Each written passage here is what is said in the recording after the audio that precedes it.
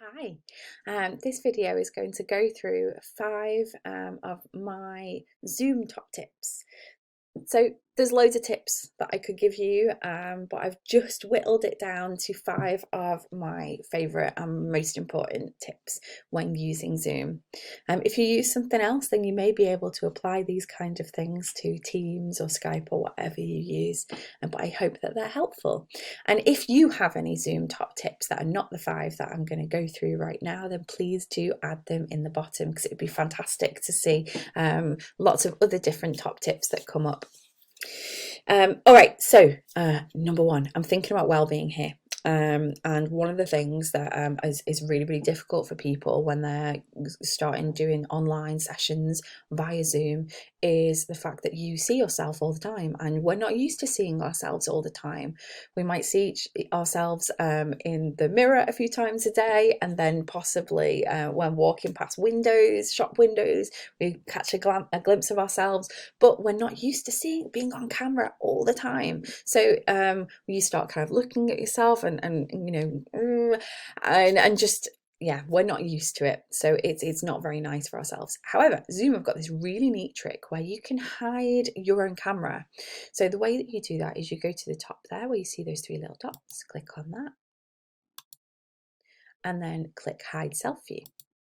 All right, so that has now disappeared. So the account that I was using just then has just disappeared, and you can't see me anymore.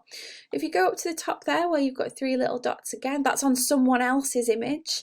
You can show self view and it pops you back up again. So really nice and easy peasy, and it just gives you that time away from looking at yourself. Okay, another tip to do with well-being is, and it's twofold. First, as an audience member, so someone that's coming to a participant of a meeting, give yourself time away from screen. Whether that means just switching your camera off for a little bit in the middle of a session. If you need to do that, you need to do it. Switch your camera off. If you just need to get up and move about, do that. That's absolutely fine too. You do not need to stand, sit and stare constantly at a screen. If you need to sit and stretch and do some movements, look out the window, make sure that you do that. If someone gives you a break in the middle of a session, do try and get up and go do things that are away from a screen. I know it's easier said than done, but do try and do that and actually take those breaks. Don't just go, oh, it's a break time, so I'll just check my emails. Really do try and give yourself that time away from the screen. Similarly, if you are the presenter, you're hosting a meeting, make sure that you give folks time. Remind them that it's absolutely fine to just have a little stretch and get up and do things, but also try and embed little bits and bobs into the session. You can do that in a few ways. One is, for example, if you, I teach ESOL, that's my specialism. So I think about maybe giving students a task to go and find items. I could give them a shopping list of things that I would like them to go and find.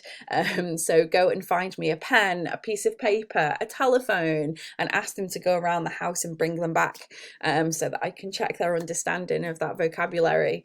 That's just getting them up and moving about. Another thing that you could do is don't ask them to write things down in the chat. Just use good old pen and paper. That just gives people time away from staring at the screen by writing notes down, pen and paper. Also gives them that practice with handwriting again. I'm thinking of ESOL learners too, not just typing all the time, but giving them that handwriting practice, and they can write things down and then show you just like that. So it doesn't just have to be in chat. All right, another one is generic polls. That's how I do polls. And by that, I mean, I do not do a poll that is specific for each question that I want to ask. I'll show you what I do. I have an A, B, and C. I also have a true and false, and I have a sometimes, always, never, rarely. As you can see there, the question is really generic, and that's because I might have a slide up that has the real question on, or I may ask it in chat, or I might verbalize it. Number 4 is a timer on breakout rooms. If you pop a timer on breakout rooms, that means that when people are in that room, they can really structure their conversation around the time that they have. Not just you've got 5 minutes or until 10 to, and then sometimes you might bring them back earlier because, as we all know, time on the outside of the room goes a lot slower than when you're inside the room. So a timer in breakout rooms is fantastic. And the last one is make some orientation videos. orientation videos that just show folks around Zoom, and it helps you set up those ground rules, what you're expecting in a Zoom room. It helps show them around, like it shows them if you show them mute, if you show them the camera, show them where chat is, tell them what's going to happen in a breakout room. And it's also your voice, so you're their teacher or their peer or their manager, and it makes it personable. So yeah, use something like Screencast or Loom and make a little video. And it's great because it's recyclable, and we all love recyclable resources that you might spend a little bit of time on at the beginning, but you can reuse them over and over again. All right, so they're my 5 top tips. So I'm going to go through them again. We've got generic polls, we've got hide in self-view, we've got a timer on breakout room, we've got spending a little bit of time away from the screen so you're not constantly staring at a screen, and the last one was orientation videos. And FYI, I mean, you're on the PD North YouTube right now, go and check this out. We've got loads of orientation videos that I've made here around the Zoom learning environment. So if you don't have time to make any for your staff, then you can always show them the PD North YouTube. There's loads of other stuff on there as well. But I highly recommend making one yourself because it makes it really personal. All right, so thank you for listening.